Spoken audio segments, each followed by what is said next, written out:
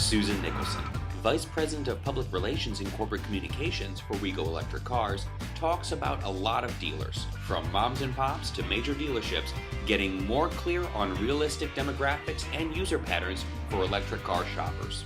We are very excited about the dealers that are representing the Wheego brand. We have everything from some very small mom and pop shops to dealers who are just selling electric vehicles as an electric vehicle boutique store, all the way up to Jim Ellis, for example, in the Atlanta area, who is a very established, recognized dealer, and he believes that the electric vehicles are the next step for the future and wants to embrace that technology. So we really have the whole breadth of dealers, and we welcome all of them.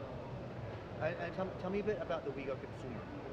The Wheego consumer, it's interesting. It's the demographic is skewed a little bit differently than we originally anticipated. We thought that electric vehicles would initially be embraced by the sort of young, hip, urban consumer, and they are, but at the same time, a few things have skewed that to be an older demographic than we would have expected. First of all, there's a $7,500 federal tax credit available on the Wheego Life.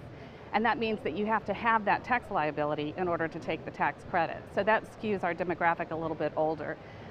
Secondly, the car really needs to be charged in a garage or to have access to some sort of charging station at home. This car has about a 100-mile range, so we anticipate that the driver is going to drive it around town up to 100 miles a day and then return it to the garage and charge it every night.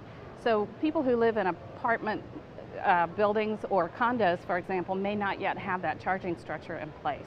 So we're finding that a lot of our drivers live in the suburbs. And the third thing that influences that is that it's not going to be a family's only car. This isn't a car that we expect people to drive 100 miles and recharge and drive another 100 miles. It's really meant to be driven around town and then parked in the garage and recharged every night. So it's not going to be a family's only car. If you need to go somewhere further away, you're all going to pile in the family's other car. But this is a great substitute for a commuter car. If somebody primarily uses a car to drive to and from work every day or to drive to the post office and the grocery store, this is a great replacement for that car. It can go up to 100 miles on a single charge.